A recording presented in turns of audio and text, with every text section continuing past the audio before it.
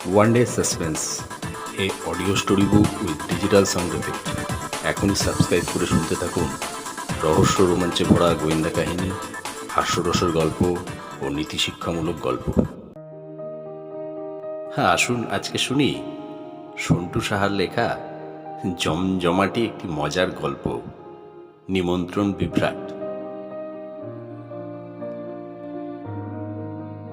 Hotel Juliet থেকে আমাকে phone করে নিমন্ত্রণ করা হয়েছিল কোম্পানির একটা ওয়ার্কশপে যোগ দেওয়ার জন্য। শেষে ফ্রি ডিনারের আয়োজন ছিল। আমরা সস্ত্রীক গেছিলাম। হলের বাইরে বসে আছি। মিনিট 10 অপেক্ষা করার পর দরজা খুলল। তখন রাত ঠিক 8টা। মুখের মধ্যে শরতের শিশির ভেজা শিউলি ফুলের স্নিগ্ধতা ছড়িয়ে ভেতরে প্রবেশ করলাম। হলের মধ্যে ঢোকা মাত্র আচমকা শেয়ার মার্কেটে যেরকম ধস নামে, বডি ল্যাঙ্গুয়েজে ওরকম ধস নামল। নিরামিষভোজী বিড়ালের মতো বিরক্তিকর মুখ করে এদিক ওদিক চাইতে লাগলাম। বউয়ের মুখখানা গরম তেলে কড়া করে ভাজা লিজ্জত পাঁপড়ের মতো হয়ে গেল। অথচ কিছুক্ষণ আগে পর্যন্ত চোখে ও মুখে ওর বিরিয়ানি সুলভ লাবণ্য খেলা করছিল। গান বাজনা, নাচানাচি, পার্টি এইসবের কোনো বালাই নেই। অনেকগুলো টেবিল আর চারপাশে চেয়ার সাজানো আছে। ভেতরটা বেশ ডেকোরেট করা। আমাদের জন্য টেবিল নির্দিষ্ট করা ছিল। একটি সদ্য টিন পেরিয়ে আসা ছেলে সাদা শার্ট আর লাল টাই পরে খাতা পত্র নিয়ে আগেই বসেছিল। আমরা বসতেই নমস্কার করে পরিচয় সারল। ততক্ষণও আমরা জানি না কি কারণে আমাদের ডাকা হয়েছে। আসলে জানার কোনো ইন্টারেস্ট ছিল না। ধূর্ত শেয়ালের মতো এদিক ওদিক চেয়ে দেখছি। খাওয়া দাওয়া ঠিক কোন জায়গায় হচ্ছে সেরকম কিছুই চোখে পড়ল না। এখনো শুরু হয়নি হয়তো, কিংবা অন্য কোথাও আয়োজন করা হয়েছে। আপনারা ট্রাভেল করেন? ছেলেটি প্রশ্ন করল। হ্যাঁ, করতে হয়। রোজ ট্রাভেল করি। আমার স্কুল বাড়ি থেকে 30 কিলোমিটার দূরে। আমি বললাম, আরে না, আমি ট্যুরের কথা বলছি। বছরে মিনিমাম একবার নিশ্চয়ই করেন। বউ বলল, মিনিমাম নয়, ম্যাক্সিমাম।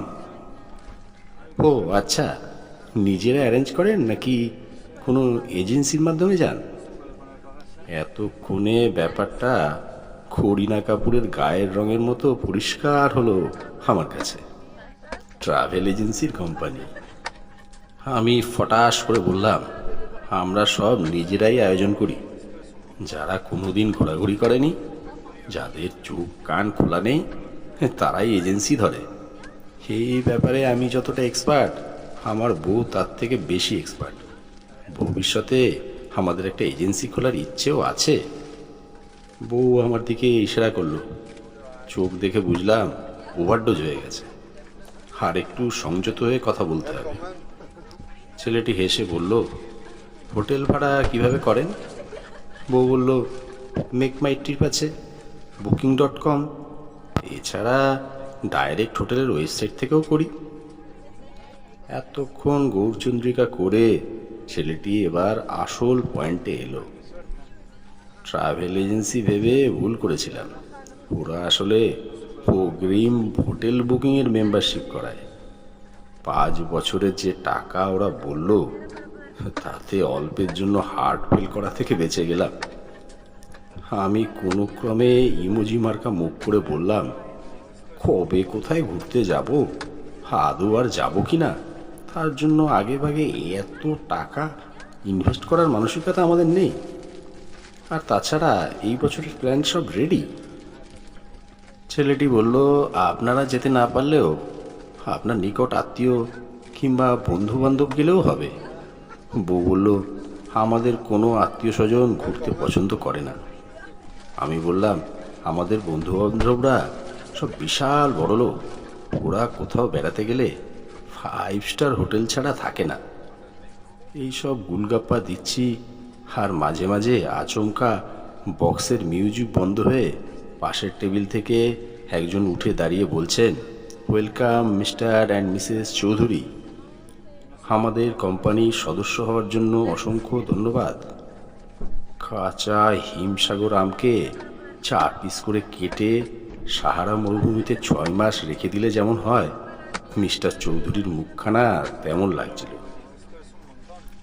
সেমিনারে গিয়ে পাতলা পটিকে যেভাবে জোর করে আটকে রাখতে হয়, মিসেস চৌধুরী তার রাগ ক্ষোভ ক্রোধকে ঠিক সেভাবে নিয়ন্ত্রণ করে রেখেছেন। বাড়ি গিয়ে মিস্টার চৌধুরীর ভবলীলা সাঙ্গ হওয়ার প্রবল সম্ভাবনাময় বার্তা আমি মিসেস চৌধুরীর চোখে স্পষ্ট দেখতে পেলাম। বেচারা মুখ ঠেলতে না পেরে সদস্য হয়েছেন, কিন্তু আমরা তো অন্য ধাতু দিয়ে তৈরি। তাছাড়া এই মুহূর্তে আমাদের সামর্থ্যও নেই। ছেলেটি 5 বছর থেকে 3 বছরে নামলো। আমরা মাকড়সার মতো দেয়ালে আটকে আছি, এক চুল নড়ব না। 3 বছরের প্ল্যানটা দেখতে পারেন। আমি বললাম, আপনাদের সব প্ল্যানই অত্যন্ত ভালো, কিন্তু এইসব প্ল্যান ঠিক আমাদের জন্য নয়। গলত আদমি কো আপ লোগ উঠা কে লায়ে হো। আপনাদের কি টাকার সমস্যা? বউ বলল, সে তো একটা সমস্যা বটেই। ছেলেটি বলল, এরও চটজলদি সমাধান আছে। ব্লাড প্রেশার রুম টেম্পারেচারে চলে গেল। কি সমাধান? আমাদের কোম্পানি আপনাকে ইএমআই এর সুবিধা দেবে। চোখ বড় বড় করে বললাম, ইএমআই? খুব বাজে অভিজ্ঞতা আছে। বছর 15 আগে ইএমআই দিয়ে একটা বাইক কিনেছিলাম। একবার প্রিমিয়াম দিতে 1 ঘন্টা 33 মিনিট লেট হয়েছিল। বাড়িতে কোম্পানির লোক ক্রেন বুলডোজার নিয়ে হাজির। তারপর আবার ক্রেনের ভাড়া, ইএমআই এর টাকা, বুলডোজারের তেলের টাকা মিটিয়ে দিয়ে সে যাত্রা বেঁচেছিল। ছেলেটি বুঝে গেল হবে না, এদেরকে দিয়ে মেম্বারশিপ করানো যাবে না। উঠে গিয়ে বলল, আপনাদের জন্য আমার সিনিয়রকে ডাকছি, উনি কিছু স্পেশাল প্ল্যান শুধু আপনাদের জন্য নিয়ে আসছেন। আমি ঢোক গিলে ভাবলাম, বিনা পয়সায় মেম্বারশিপ দেবে নাকি কানের গোড়ায় মনে হয় এবার বন্দুক ঠেকাবে। মিনিট 5 পর উনি এলেন, বসলেন। স্মিথ হাসলেন। ততক্ষণে বুফে সিস্টেম শুরু হয়ে গেছে। বিরিয়ানি তো দূরের কথা, ফ্রাইড রাইসও নেই। রাইস আর সাথে মনে হয় চিকেন কষা। ভেবেছিলাম সমুদ্রের ঢেউয়ে গা ভাসাবো, এখন মনে হচ্ছে বাচ্চার জলে স্নান করে বাড়ি ফিরতে হবে। সিনিয়র বললেন, আপনাদের জন্য 1 বছরের মেম্বারশিপের স্পেশাল প্ল্যান আছে। আমি বললাম, কিন্তু এই বছর তো আমাদের ট্যুর প্ল্যান কমপ্লিট। চাপ নিচ্ছেন কেন? পরের বছরের জন্য মেম্বারশিপ করে নেন। বাক্যহারা হয়ে কথা খুঁজছি আমি। আচমকা নৈশব্দের বুকে ছুরি মেরে বউ বলল, পরের বছর তো মেয়ের মাধ্যমিক, বাড়ি থেকে বেরোনোই যাবে না। বুকে আমার চড়াম চড়াম করে বাজ পড়তে লাগলো। স্লো মোশনে চোখের পাতা পড়ছে। উনি অবাক হয়ে বললেন, আপনাকে দেখে মনে হয় না আপনার এত বড় একটা মেয়ে আছে। আমি মনে মনে বললাম, ধুর, আমি নিজেই জানি না পরের বার আমার মেয়ে মাধ্যমিক দেবে। যাই হোক, তারা বুঝে গেলেন মেম্বারশিপ আমরা নেব না। আসলে নেওয়ার ইচ্ছা থাকলেও ক্ষমতা নেই। কনভিন্স পর্ব শেষ হলে বাসমতি রাইস আর চিকেন খেতে গেলাম, তাও আবার দাঁড়িয়ে দাঁড়িয়ে। তবে চিকেনটা দুর্দান্ত হয়েছিল। না, ওরা কিন্তু ফ্রিতেই খাইয়েছিল।